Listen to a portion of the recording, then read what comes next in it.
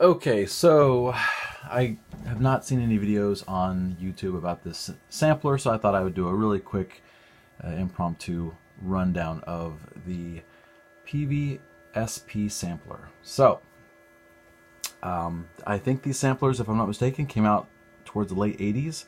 They were Peavey's product to compete directly with the Akai S1000. I think most of the features you'll find in the S1000 are pretty much one-to-one with what the SP does. It can also read S1000 CD-ROMs and I guess SCSI hard drives. I'm not sure what hard drives, but I definitely know it can read CD-ROMs because I've done it myself with this. So basically it's a breakdown is that the SP can hold 32 megs of RAM, uses 30-pin DIMMs or whatever they call them back then. It has 16 notes of polyphony. It has 4 outs, 4 assignable outs, so 2 stereo outs that you can assign things to. It has a filter, but it has no resonance, so it's just a digital filter with a basic cutoff. It has 2 envelopes. One of the things that's pretty interesting about it too, and I won't go into this too much, but the LFOs are actually pretty interesting. It's got 6 or 7, and there's like a sample and hold, and there's also one that's sort of a variable sign. Oh no, square. It's a sort of a pulse width modulation kind of a thing. So anyway, so some of the things that set it apart though too is that Peavey decided to break up the sampling capability with the playback capability. So they came out with the thing called the Peavey SX2, and there's also an SX, but I guess the SX was mono. The SX2 is a stereo sampler, but effectively this is a recording unit. It has stereo inputs here. You can do XLR as well, like it's got balanced and unbalanced. I found it works really well. I mean, it's got a good digital converter. I've always enjoyed the sounds that come out of it. You know, sometimes I have issues with noise, but it's not really the device's fault as much as just I've got a dirty signal going in. You can see, so they got the light on there, but it's defaulted to SCSI 00, but I decided to label this one and actually hard coded it. You can't read it there, but sorry, but it's 04. And yeah, so the idea was that this is connected to this via SCSI. So basically, you just do a SCSI dump of the recording into this device, which has its own internal memory, into the main sampler. So you can dump your raw recording into the sampler, and then you edit the samples inside the playback device. Also interesting, because it is SCSI based for storage. It also has a floppy drive, of course. It reads its own format. It doesn't read like PC disks. It doesn't read WAV files, unfortunately. But I have been able to do SDS transfers over MIDI from my Mac using a program called C6. So that does work. I have had difficulty, though, getting SDSs to dump out of the device back to the computer. I'm working on that one, figure out a way to do that. Something also interesting worth noting is that I actually have 2 hard drives, although they are actually those, if you see them here, these are essentially old school like SCSI hard drive cases I got, but then I took out the hard drives and I put actually these SD card they're basically SD cards that plug into a SCSI interface, so the computer thinks it's just talking to a SCSI drive of any size, but in reality it's just an SD card, so you get rid of all the moving parts and all the noise and headache and risk that goes with hardware that's that old. It's actually really cool too. I actually disabled the fan off of this one, because it was kind of noisy, because it was, it puts out virtually no heat. So I can now turn off the fan, which makes it uber quiet and no sound. Now this one is still got a hum to it because the fan is not easily disabled at this point. So I'm gonna have to go in there and figure out a way to elegantly disable it. I could just cut a wire, but I'm trying to avoid that kind of a drastic measure, just so I can make it revertible if I ever wanted to. So, so to hear it out, so I've got Ableton hooked up to it right now. I'm using this keyboard right here as a controller. Now this is, of course, one of my favorite samples, and one of the reasons why I've found myself keeping the Peavey all these years and not gone with other stuff is because of this string sound. It's called string section, I believe, is the actual, here, I'll just pull it up here. Yeah, string section, in all caps. So you see basically the idea is that, it's other sounds. If you hear like this patch of it, it's really like, nothing remarkable necessarily there, but there's something about this slow attack one called Orchestra Hall that I've always liked a lot because of the use of the different samples at different octaves.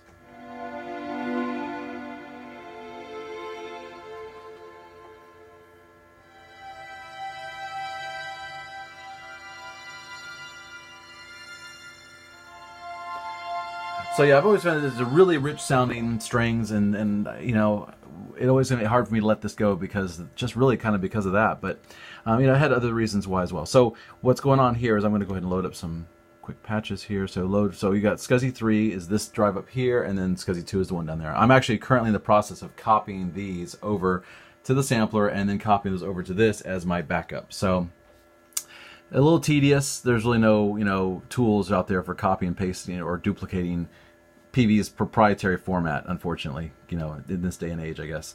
So let's see. So go here, go to load SXII, and so you can see here I'm scrolling through a bunch of different things. Like this right here, these are a couple of synths. Actually, these are my DW8000. I've sampled and tried a few things. I just made these pretty recently, so I'm not even sure which one this is exactly. But so you just load up a sample. But this is actually, it's like 3 octaves from a certain patch. That one's not that interesting. Let's try a better one than that.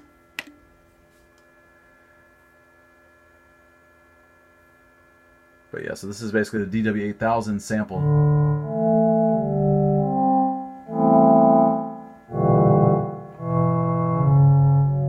So, but it actually works really well. I mean, you can actually just like start with octaves, and I'm only doing every C note, like a C2, 3, and 4. Yeah, and you wouldn't really, I mean, it's slightly noticeable, but considering how little memory I'm using when I do this, it's pretty convincing. So a few others, you know, I've sampled some stuff, you know, of course, classic drum machines. I've got a fair number of those, and I'm actually pretty excited because the SDS stuff that I just recently figured out how to do will let me digitally transfer waves from my computer over to the sampler without having to go through the SX, which, you know, you always run the risk of inheriting some extra noise and such. So let's see if I can, I'm trying to do this with the filter. Okay. So the filter sounds pretty good. It's pretty convincing. It's just, you know, just has no resonance.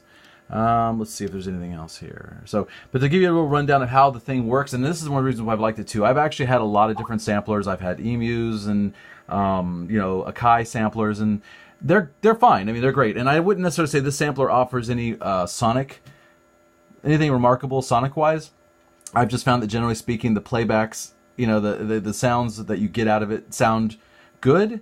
But I wouldn't say that this sampler does anything to maybe enhance the sound the way certain people would say they like a certain particular like lo-fi drum machine, because this is a 16-bit sampler. So even if you sample it like, you know, 11 kilohertz at 16-bit, it still sounds pretty good, actually. It doesn't really sound bad. You're not going to get that gritty loss of quality like you would if it were like an 8-bit or a 12-bit sampler. So, but you can go through here. So it's broken out pretty well, you know, and it's, you know, these are, you know, considering the interface, right, like just 2 rows of text, it's not that bad to work with. So what you have is your wave screen, and this is where, of course, all your raw samples are. So you go to your wave edit here, edit the wave function. This is where you can edit the start end points of your loop. So here, like I can preview.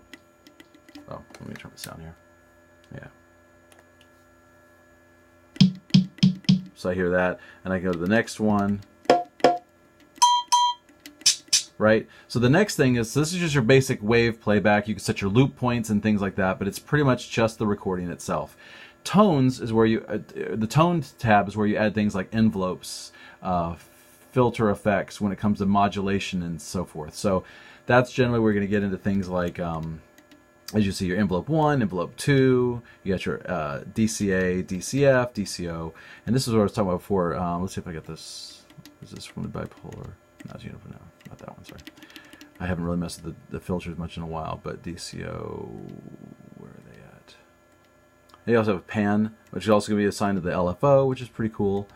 There you go. So here's some of the waves you got. So you got triangle wave, square wave, sawtooth ramp up, you know, and then you got sine wave, clipped sine wave, sample and hold, random square. That's the one I was thinking of. And actually, I think it was either sample and hold or random square, or this grunge one. I'm not even sure what that one even does. But what's really cool is I've used it before to create a really convincing, like, chewing up a cassette tape. If you've ever had a tape get eaten or played a tape back that's been chewed up before and you have to take your pencil or whatever and rewind it back to, you know, and play it again, you hear this crinkly sound that kind of comes from the fact that the tape has been. This LFO effect actually is something I've also never seen in any other sampler or synth that really creates a great, just that chewed up sound that you get from it. So anyway, it's a, you know, not a major selling point, but it's something I've always been fond of. So then you have the map section. The map section is essentially where you assign the notes. So you have your zones, which zones are basically the range of notes that a particular sample is assigned to, whether it be a single note or an octave or a whole, you know, from the full range. So you go to edit zones, and this is where you get your tone. So you see here your zone is associated with like tone 2, zone 3 is 3, and so forth. You don't have to do it that way, but I try to keep things organized. So you can see here's the mapping section. So zone 4 is set for E3 to E3, and I have to do a transpose because, you know, where it lands on the keyboard versus the pitch you actually want it to play back at is relative. So this will let you transpose that to adjust. And then you get back to your presets, and presets are pretty much sort of a I don't do much in presets, but I think it deals with things like cross fading between different tones and such, like if you, and also controlling notes. Like for example, let's say you have well, like a drum machine, a set of patches, you can associate those to be only allowed to be like, say, 1 or 2 notes at a time, because, you know, drums don't usually have a lot of sustain to them. So this helps control polyphony when you want to reserve it for another instrument that maybe needs more polyphony, like a string section or something. So it helps basically prioritize that kind of stuff. You also can set your keyboard range, which of course I always like to put to +24, so you can do a 2-octave pitch bend, which makes for some fun digital mangling. And so, yeah, I mean, that's basically it, really. It's just a great sampler. I've really liked it. I've liked mine. I've got a couple of now, this is also the SP. I actually managed to get my hands on an SP Plus, which was essentially Peavey's next version of it. And they really did a great job because, for one thing, they made it from 16 voices of polyphony to 32 voices. They also increased the memory capacity from 32 megabytes max to 64 megs max. Now, I've got 32 meg in it, but I've never found a reason to go to 64. It's just that's a lot of load time just to get to load files to fill up that much space. So that was not worth it. But it's nice to know that it's got the capacity. It also has digital resonance and filtering, so it does do, you know, cut off, but also resonance as well. So it's digital one, so it's not as warm as some, but I actually look forward to playing with it more. I haven't done enough with it. It also has some basic effects like delays and choruses and such. So they kind of, you know, they added a few whistles and bells to it to make it a worthwhile upgrade. And just the double polyphony alone is amazing, though, because you know, it really does just, it's a great sounding sampler. I mean, I've got some patches here, you know, certainly, let's see if I can find something, a couple others to show. Load. Let's see if I can find the dulcimer. Oh yeah, dulcimer. So dulcimer is great. Now, my understanding is, of course, orbital with the box, which is a famous song. It's a great, you know, this really sounds good. I wish I could play while I'm holding this at the same time, so I'm sort of winging it here. But yeah, like.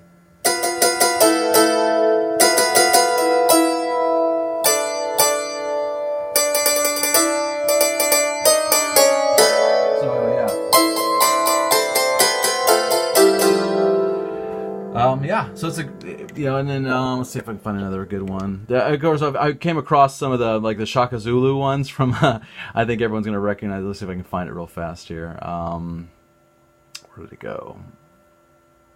Some of these I got from S1000, some Asian kits, which sounded pretty cool. Let's see here. Sorry, I'm not better prepared. Where did it go? It's right around. I'm getting close. Let's see here. Yeah, Rami's Improvs. There we go. Let's see if we can recognize this one. Let's see here.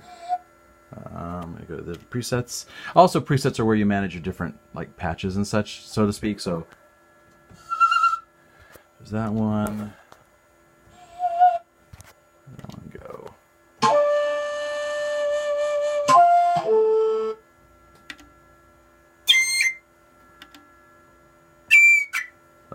Come on.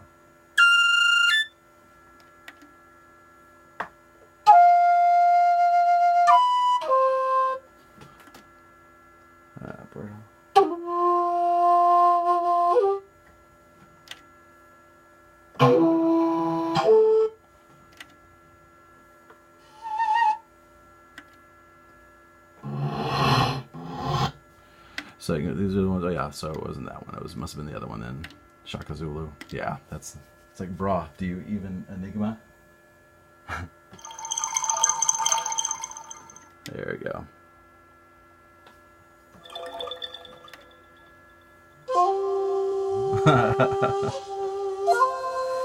So yeah, so straight from the 80s, man. Anyway, so yeah, so that's basically it. It's a really great sampler. I really enjoy it, and yeah, I mean they're not, you know, they're not that, you know, they're not usually valued very highly, and that's fine. I mean, I can see why they're not, but I've definitely found it to be a really solid sampler. And you know, I don't know, I just found the interface, and it's pretty straightforward, even though it's still a very tiny screen. Other than maybe editing waves inside of it can be a little tedious at times. I think it's nice because I don't know, like Emu's, I had was it the ESI 32, and that thing just seemed confusing and just not intuitive to me. And maybe it's just the way my brain works and not as well. I have a Korg Triton. I like it, but you know, its ability, or it's got a really strange way of loading waves into its memory, so that when you pull up a patch, it's really just kind of clunky. So I didn't like that one.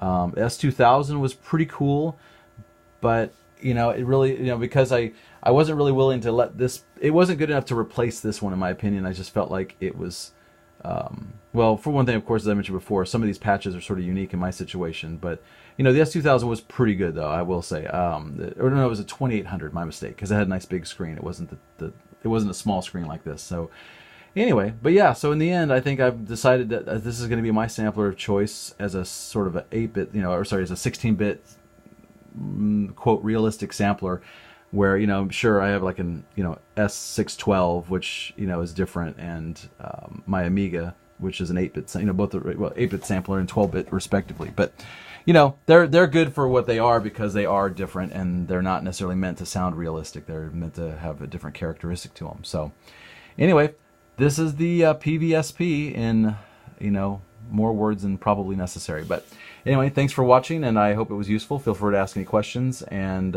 yeah, all right. And again, I'm telling you, man, if you guys have not done it yet, or if you're using devices that run SCSI, you absolutely should look into these SD SCSI devices. There's a guy on eBay currently that's selling them for around, I think it's basically around 80 bucks with memory, you know, like a 8 gig chip in it, and you know, some of them are pretty pricey. I've seen some go for $100, $150, which is ridiculous. So, but that's a pretty fair shake, if you ask me, for what that does, because, you know, zip drives are going to fail inevitably. They're all from the 90s. Everything's getting old, and you're going to get, you know, things are just going to break down. Hard drives are going to go bad. Spindles are going to wear out, motors and everything. So, this pretty much creates a silent and, you know, no moving part solution. Plus the SD storage is extremely inexpensive. I basically have I have a 16 gig chip in this one, but I use the utility to configure it to a 4 gig. So as far as this sampler is concerned, I think this guy is actually just a 4 gig. This one's just a 4 gig drive to it, and sure enough, 4 gigs, as you can imagine, on a sampler that's 16-bit from this era, you know, that's a lot of sounds. And I mean, I'm only using I've got maybe 150, 200 patches at this point, somewhere between there. And you know, I've just, you know, I've taken a chunk out of it, certainly nowhere close to even probably a quarter of it. So yeah. All right, thanks again for watching. Bye.